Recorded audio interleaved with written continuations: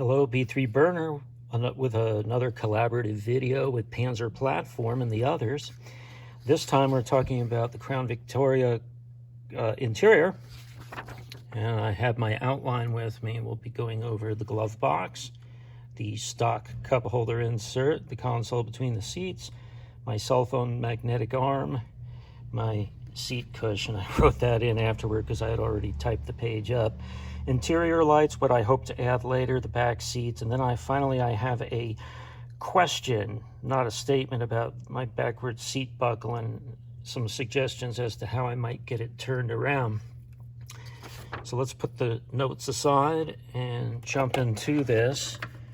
The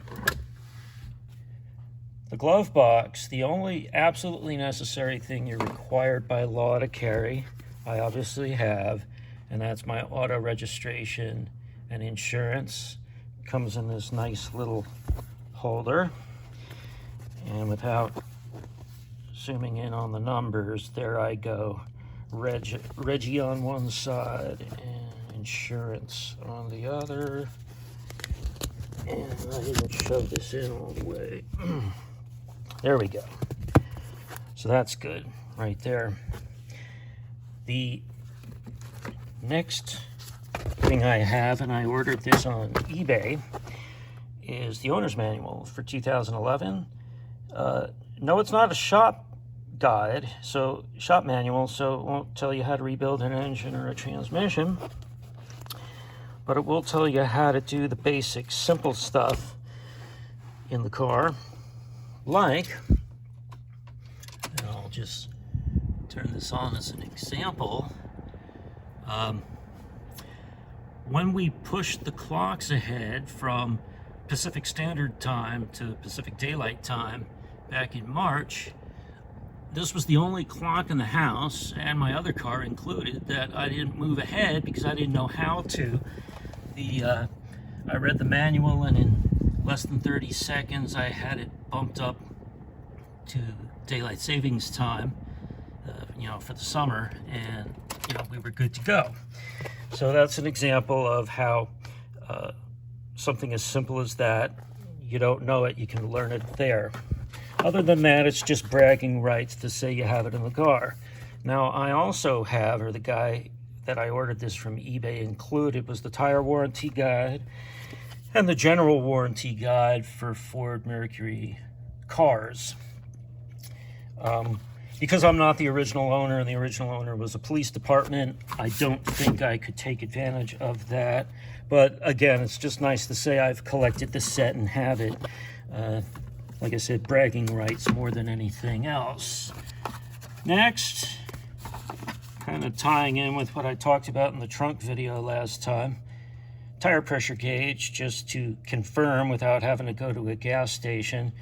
Just a very simple, pick this up at a auto parts store for less than $10. Press on it.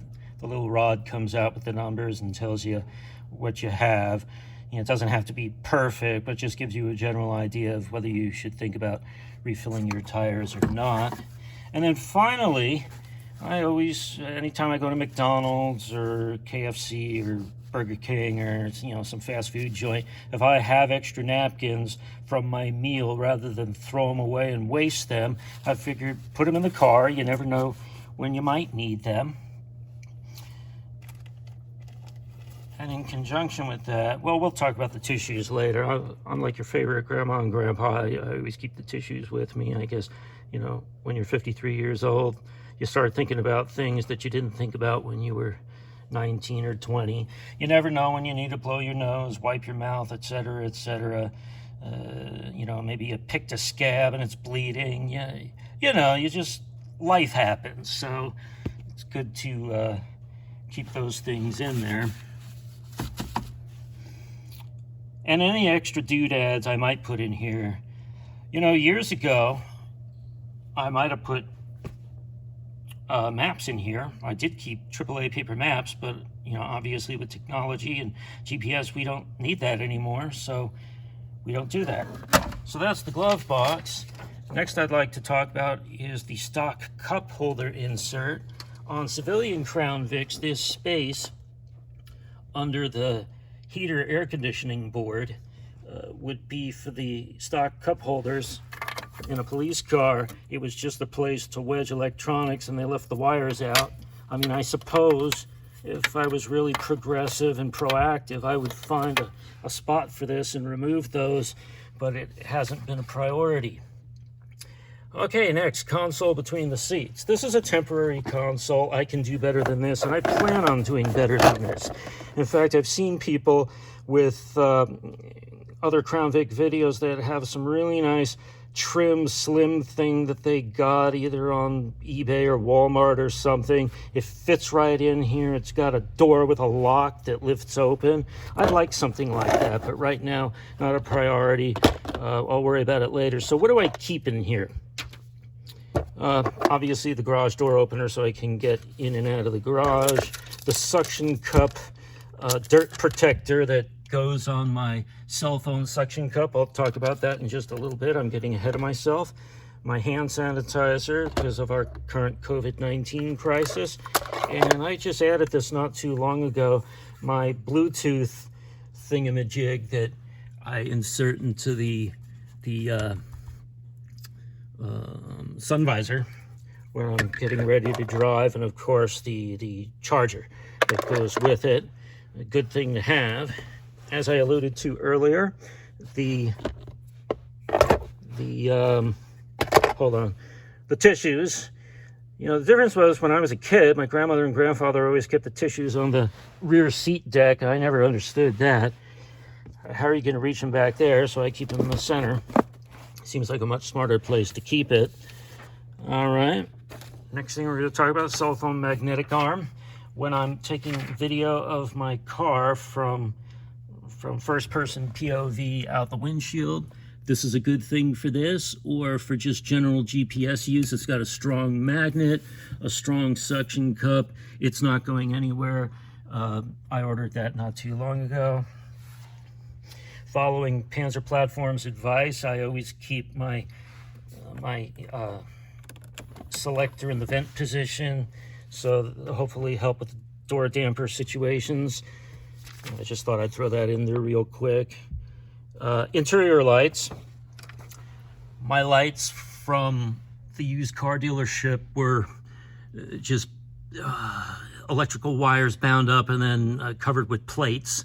So I went online and ordered the ticket light. Some people get them in both red and white. Mine only came in white. That's all right. I don't feel like I'm left out. You have the center light that comes on when you open the doors, and then passenger and driver each have a map light. That was important because when I opened my doors in the dark, I couldn't even see the key to the keyhole. It was ridiculous. At the very least, I needed to be able to do that. Seat cushion. I like to sit on a seat cushion because I'm all legs but no upper body, and I just feel more comfortable when I can sit as high as possible. Plus, on longer drives, it's easier on my back and on my knees if my knee to gas pedal angle of my lower leg is a little more vertical. What I hope to add, eventually, I'd like to add window tint and maybe a new stereo MP3 to get rid of the stock radio. But for now, with COVID-19 and places closed, it's not a priority. Back seats, pretty straightforward.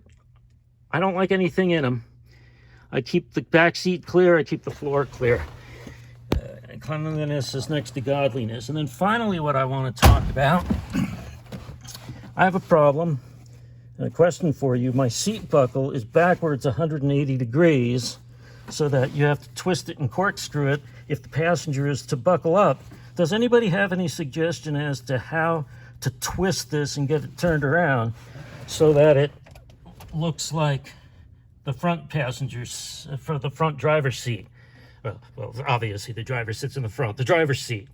That would be great. So that's a quick wrap up. I got it done under 10 minutes. Hope you all enjoy. I will have a description of everybody's videos in here when I finish this. B3 Burner, goodbye.